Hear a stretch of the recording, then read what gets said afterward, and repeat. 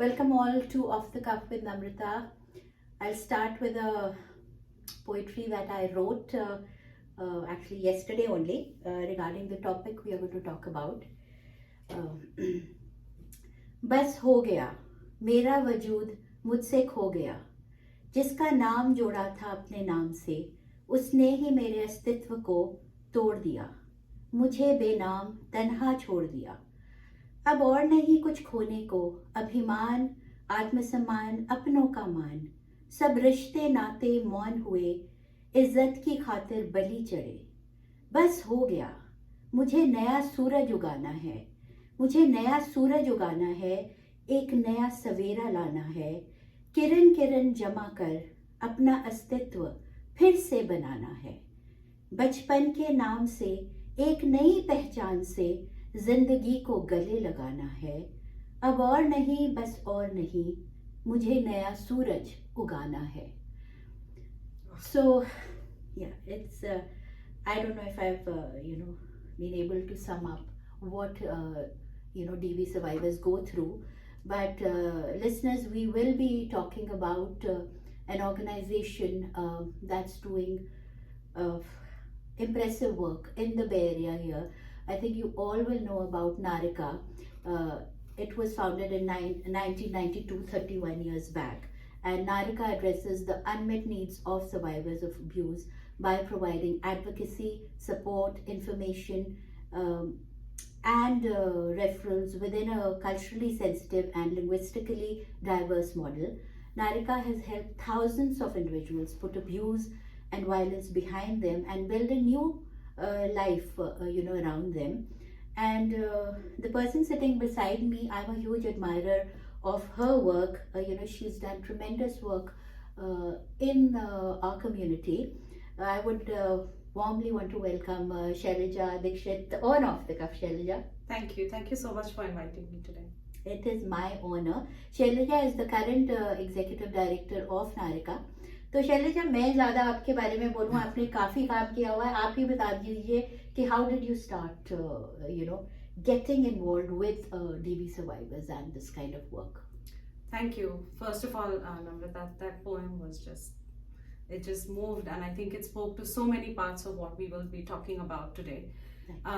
So just a little bit about how I came into the movement. I like to share the story because I want everybody to know that anybody can be part of the movement. I didn't have any special background in social work or something. I grew up in Delhi, I was working here in the corporate world almost 16 years. And then the Nirbhaya case happened. And suddenly everybody in the Bay Area was activated, and it was a kind of like a turning moment in my life too, because I felt like there is so much going on in this world and I'm not doing enough. So I just, I was having different changes in my life, and I happened to attend an orientation, volunteer orientation that Narika was holding. This was back in 2012. Yeah. And I just remember listening to the advocates talking there, and I texted, people back home, and I said, I think I'm home. Oh. I was like, this is the work I have to do. And I think it spoke to me a lot because as women, especially when we've grown up in India, we have all experienced, sexual assault, our boundaries being violated, us being marginalized. So suddenly there was language for all of that. There were people who were actually lifting it and showing us patterns in it, and I was surprised, like everybody is when I talk to now, that all this is happening here. I had very little idea when I was working in the corporate world that this was happening. So for the past 12 years, I've been in this movement in different ways with different organizations. I started with Narika, worked with other organizations, and then I was really fortunate to be able to come back as executive director last year to Narika. So it's been a journey. And what a journey, I'll say. And you were associated with the grassroots non-profit organization Rewire Community, yes. Too, and they are still going on strong and doing wonderful work also. Yes. And Shailaja, you talked about not knowing what was going on when you came. But even now, I see most of the people who are not directly involved with the kind of work you are doing also think that hey, it's like a model minority, so everything is fine. Yes. We people don't go through this because you are financially stable and everything. So a lot needs to be out there and spoken and talked about, I feel, and that's what Narika is doing by making people aware and providing support. So what I read was that you provide like a 360-degree support for survivors. I did go to the website narika.org. Yes. You can go there, check out what all they provide, but briefly, Shailaja, if you can touch upon the services that you provide. Absolutely, absolutely. और वो करने से पहले I do want to thank you for lifting जो आपने अभी बोला कि सब लोग जिनसे भी बात करो सबको यही हैरानी होती है कि हमारे नेबरहुड में, हमारी कम्युनिटी में सबको लगता है जो भी प्रॉब्लम है वो कहीं और होता है, किसी और की कम्युनिटी में होता है या बैक होम इंडिया में होता है कि हम. But think about it, Narika is there, other organization, Maitri is there. There are almost 2 full organizations here working for the past 30 plus years, just serving populations from the South Asian community for domestic violence. Yes. So obviously it exists and it's rampant.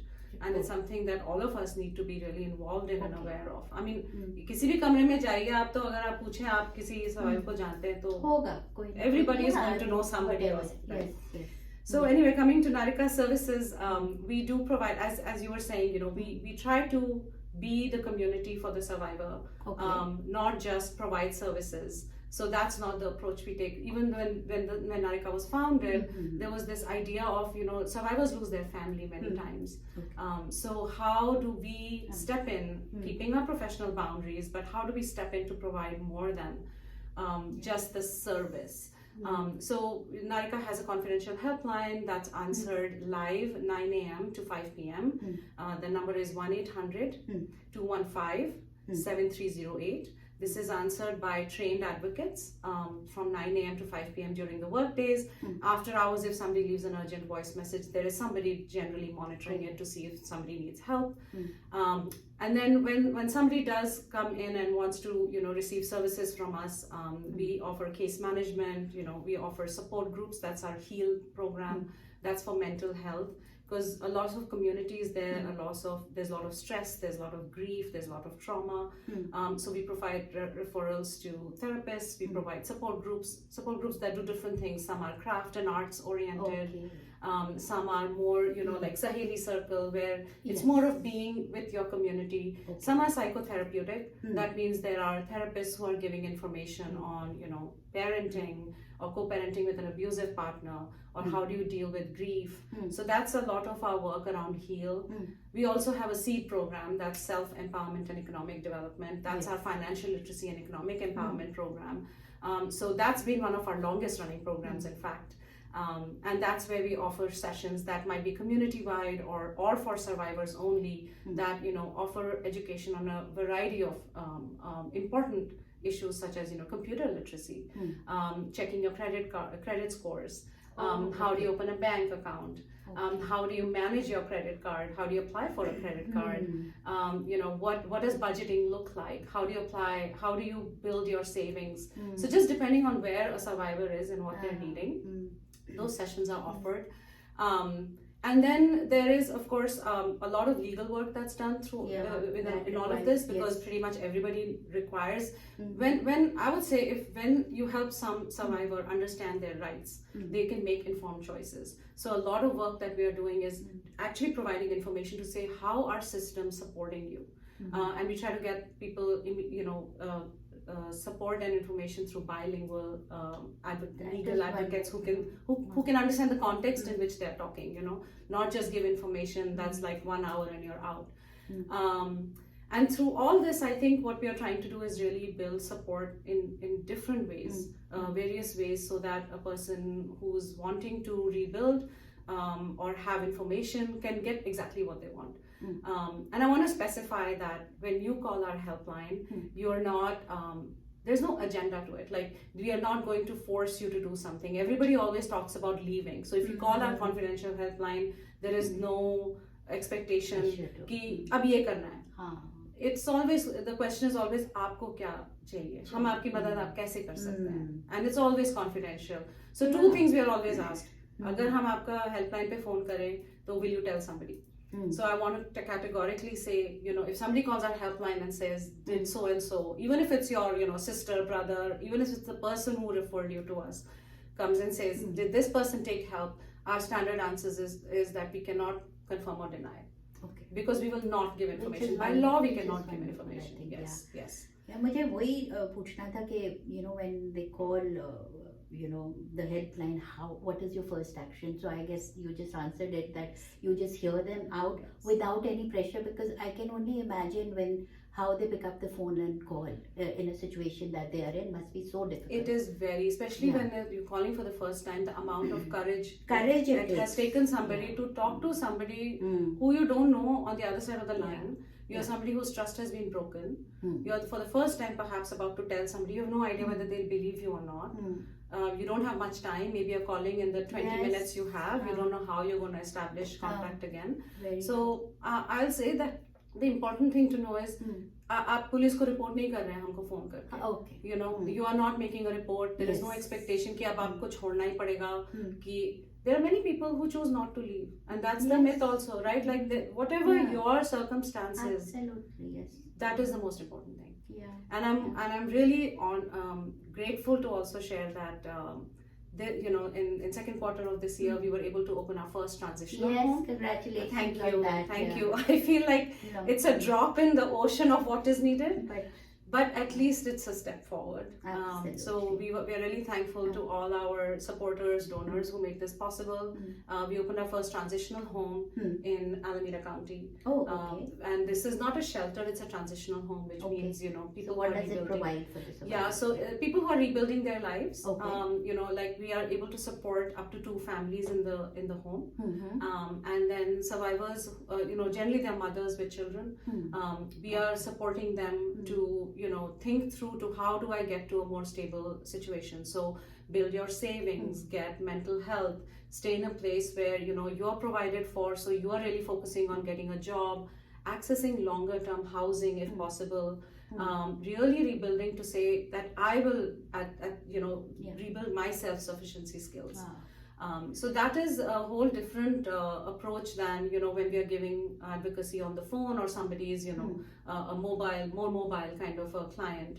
This is somebody who's staying in a safe space provided by us, and truly supporting their savings, their economic empowerment, building plans with them, helping build their savings, things like that.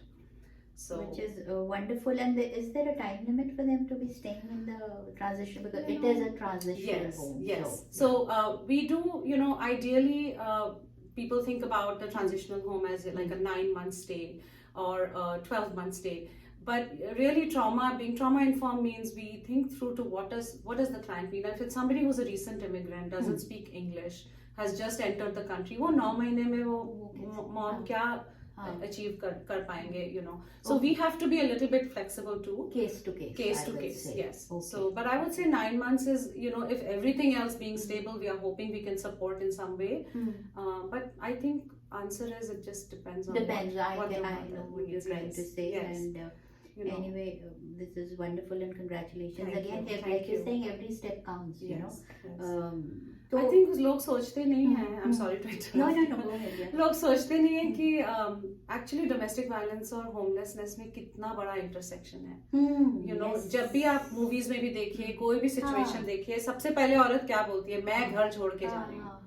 So she's the one. I'm saying aurat because typically that's the population we are also talking to. I will say and acknowledge, absolutely men experience domestic violence too, as do the LGBTQ plus community. And that's a whole conversation to be had. But if we look at traditional portrayals, it's always the person who's, especially typically the woman saying, I am leaving. और फिर वो छोड़ के कहाँ जाएगी? Especially if it's somebody who's experienced financial abuse, which accompanies pretty much 99% of domestic violence cases. फिर वो कहाँ जाएगी छोड़ के? Savings नहीं है, काम नहीं किया हो, supposing community is not supporting you. You may be walking out with children because जहाँ तुम safe नहीं हो वहाँ बच्चों को कैसे छोड़ोगे? You're dealing with legal cases. Your spousal support has not come in yet. तो तुम छोड़ के जाओगे कहाँ? And that is such a big question that faces survivors, right? That housing piece. Housing also, and health also, and so many other things. look deeply into it, you know that.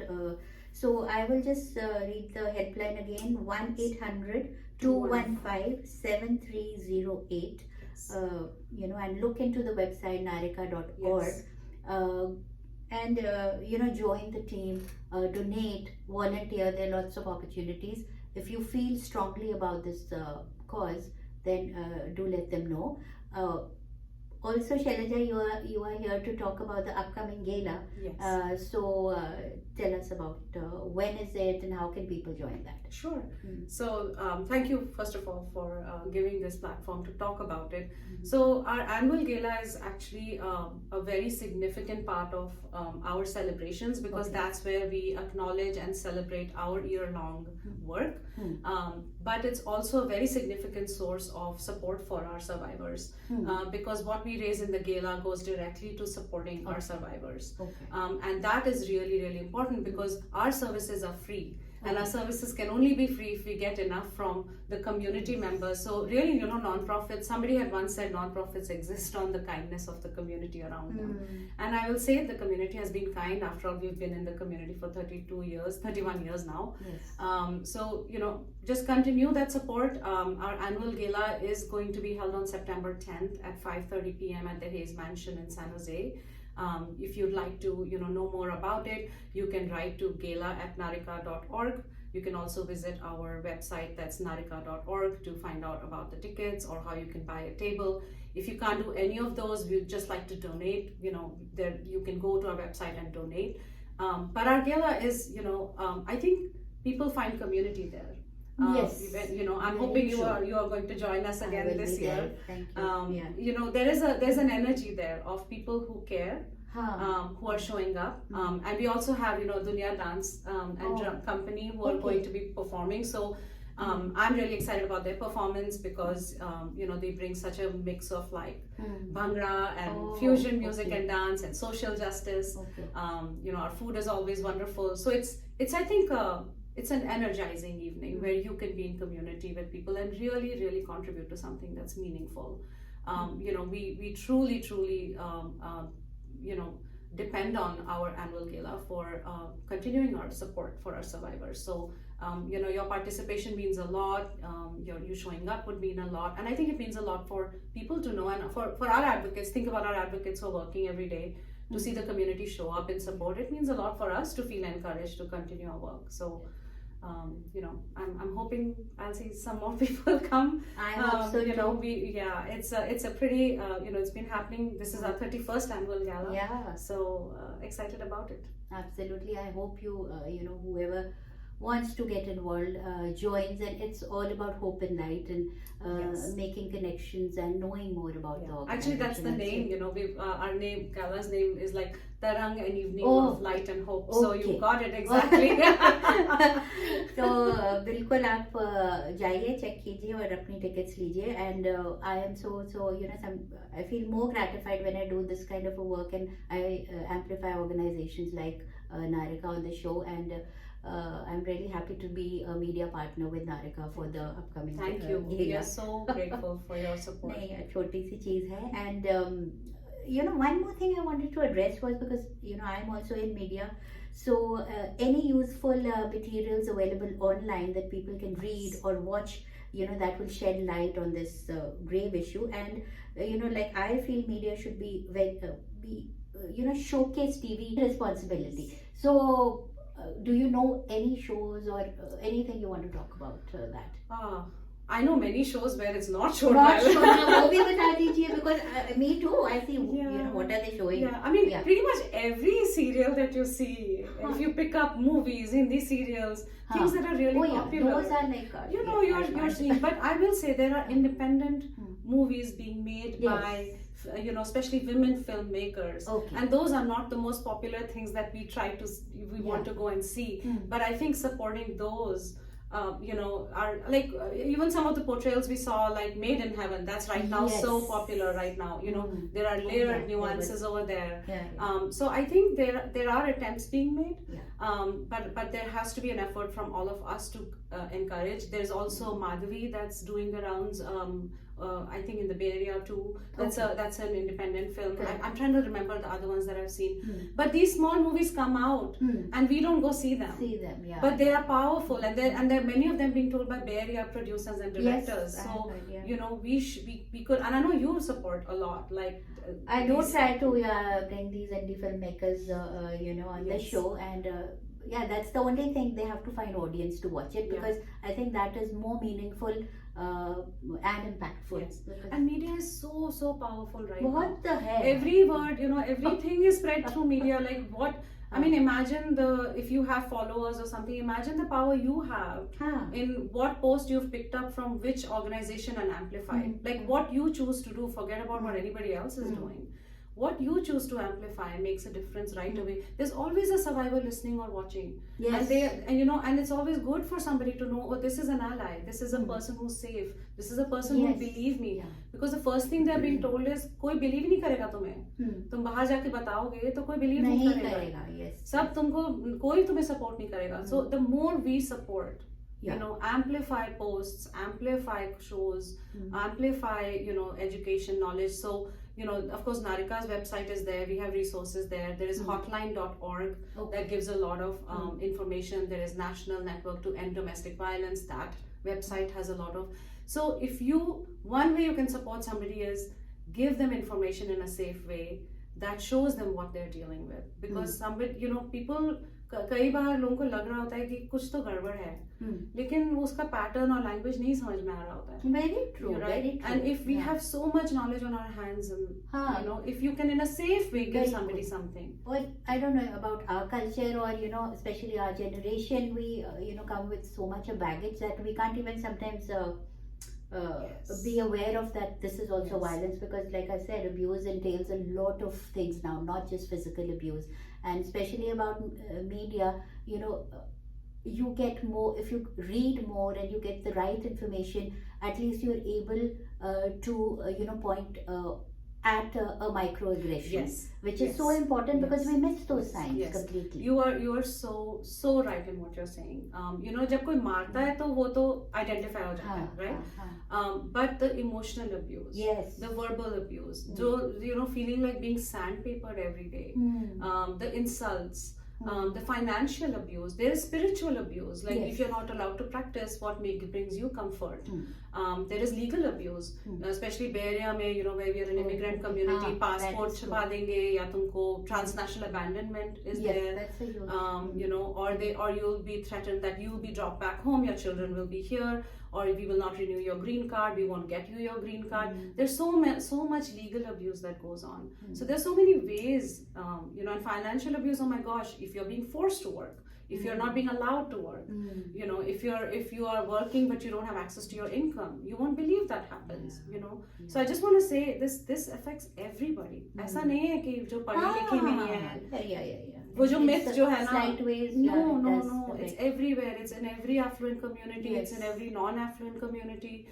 It's everywhere, because we accept it and we marginalize. And we normalize the violence.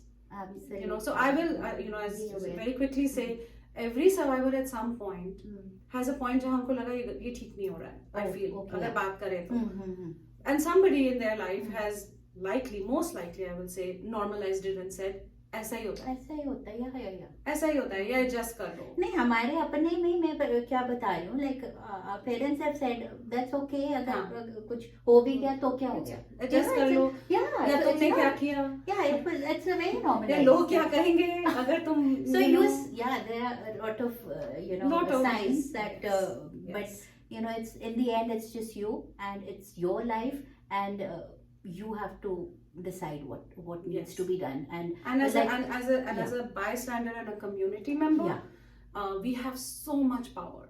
Hamara support can mean the world to somebody. Like you have so much power to change or at least help or influence the direction somebody takes who's seeking help. अकेले कदम उठाना इतना मुश्किल है, पर अगर लगे कि मेरे बाहर जो कम्युनिटी है वो सपोर्टिव है, बिलीव करेगी, तो फिर शायद आसान लगे. I don't know. बिल्कुल. And like we all know, I think abuse is about control. So आपको जैसे शैलजा ने बताया ही है, there is an organisation out there, narika.org, helpline already दे दी है. You know, just reach out anytime. Yes. And And know that it's not your fault. Absolutely. अगर आप कोई भी जो भी सुन रहा है, yes. I want to re-emphasize, हाँ. it's not your fault. It's not your fault. There's nothing you could have done in an abusive relationship. You didn't cause it, and there's nothing. And that there are people who will believe you. There are people who will believe you. You know, Right. take a chance, maybe make a call when it's safe, and let's see where it goes. I think that's the great insight that you gave. As a woman, thank you so much, Shailaja, for joining and Thank you. Shedding some light on this great topic. And listeners, all I'll say is just go to narika.org again and donate, volunteer, or be there at the gala September 10th in San Jose. Thank you, Shailaja. Thank you. Take care. Thank you.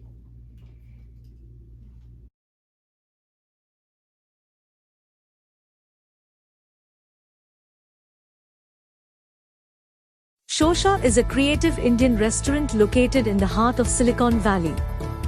Shosha is a woman-owned business that serves traditional Indian flavors assimilated with molecular gastronomy techniques. The best Indian bar with happy hours in the Bay Area serves handcrafted drinks inspired by flavors from India with modern craft cocktails that are presented in unique ways. Shosha is a modern take on traditional Indian cuisine.